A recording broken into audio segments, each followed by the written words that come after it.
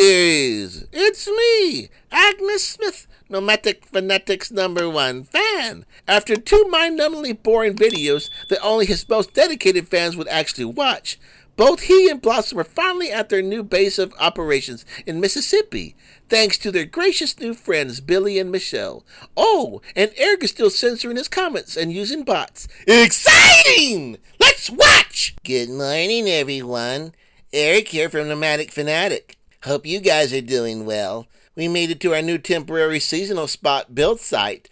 Blossom and I are here in hot, humid old southern Mississippi, and look at this place. It sure is a change from hot, dry old quartzsite. Now, guys, if you're thinking this is going to be a 20-minute rant about fixing air conditioning in the house we're living in, about how hot and muggy it is here in Mississippi, you'd be right. Of course, I'll be uploading this video with connection internet, quite possibly the greatest internet service on the planet, and it's working quite well here in the boonies. I mean, why wouldn't it? If you can get a cell phone signal, you can get connection internet, so don't be stupid. Go with the winner, connection internet.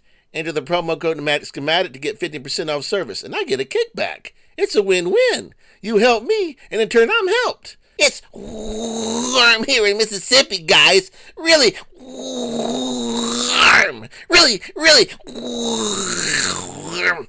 It's so humid here that the wooden interior door that I bought as an exterior door for my bus is all swollen. I can't even open and shut it without it binding. I'm pretty sure a million people in the comment section already warned me about this eventuality. On the way here, we were stopping every 15 minutes because it was boiling inside this bus. Maybe I shouldn't have boarded up almost every damn window and escape hatch, so maybe a little wind could have come in. I really don't have a lot of nice things to say about these Mr. Cool mini splits.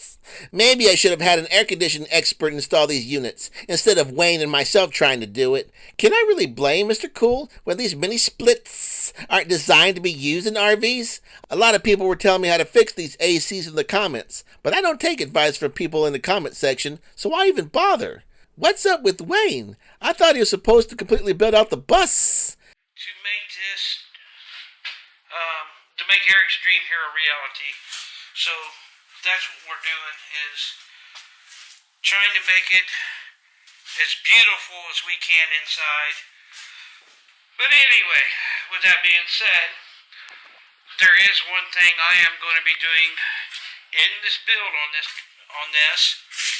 of my own personal touch. You don't think the personal touch that he was going to leave on my bussy was to screw up my mini splits, do you? And the tree cover pretty much limits my solar array, so it's a good thing that Billy and Michelle's letting me plug in both my RVs into the electricity so the batteries stay charged and the kitties have AC. Isn't it weird how I am benefiting from an on-grid house when I've always complained about it? And now I'm looking for a house somewhere in this region because owning a solar array is dumb if you're not present all the time to maintain it. A house has multiple rooms so you can store stuff in it, you can cook, eat, and sleep in it. You can watch TV without having to limit which angle you sit. You can even shit in it, and anyone else living there can be far enough away to not smell it. But I don't want a house. I don't need a house. I'm fine with the naughty bussy. I can just park this thing on a property and live in it. Which isn't at all what I plan to do with it. I was supposed to make the ultimate RV and ditch the Littlefoot. But now I'm realizing that diesel costs hundreds of dollars. Maintaining the bus costs hundreds of dollars. I'm practically hemorrhaging money every minute I use this bus, and not in a good way. If I just wanted to live in an RV on a plot of land, I could have done that with a Littlefoot. I didn't even need the bus. I already had that set up at Taterland, so why am I trying to do it all over again somewhere else? Make it make sense, guys. Billy is a really smart guy. He told me that the reason why my engine was running so hot is because I might have a dirty plugged up radiator. Yep, see that? It's dirty. You would think Wayne and I would have immediately come up with that conclusion several months ago when we were deleting heaters and hoses. How in the hell does someone not check the radiator when it's obvious the engine is running hot? And I got a new update on the Harley. After spending $1,100 at Scorpion Harley for them to tell me they couldn't fix my blinker problem, I threw another $1,800 to finally get those blinkers fixed. And yes, they're called blinkers. It's a technical term for signal lights. They're blinkers! I had the ignition switch replaced, the starter replaced, the starter solenoid, a wiring harness, and I'm waiting on yet another wiring harness. If I replace one more part on this thing, I might as well call it the ship of Theseus. Read a damn book! Isn't it funny that even with a $10,000 diagnostic machine, they still couldn't really fix Black Betty? All they did was replace a bunch of components. I bet they said to themselves, "Here comes the big sucker again." Back in 2013, when I first started this channel, I was worried how I was going to make it financially from month to month. Now I just throw thousands of dollars around for miscellaneous shit. Tell me again how I'm deserving of all this steady income when other people are having real problems. Because I need this bike. Because I want to go riding along the coast of the Gulf of America. Yes, I've chosen this hill to die on. It doesn't really matter if I alienate half of my audience. I don't really care. Just letting you know that we skipped that house in Texas. Apparently it had crawfish caves, meaning crawfish were living in little caves in the soil, kind of like the snorks, but not as cute.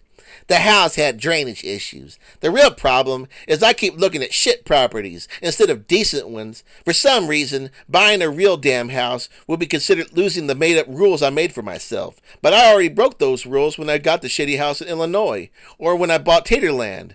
Being a nomadic YouTuber was the whole damn reason people subscribed to my channel in the first place. Billy and Michelle fixed us up with a whole bedroom and bathroom. No one has ever been this nice to us. It even has a nautical theme, like I wanted for the Naughty Bussy. Check out these seahorses and jellyfish. All I have to do is turn myself into SpongeBob and blossom into Patrick, and we'd be set.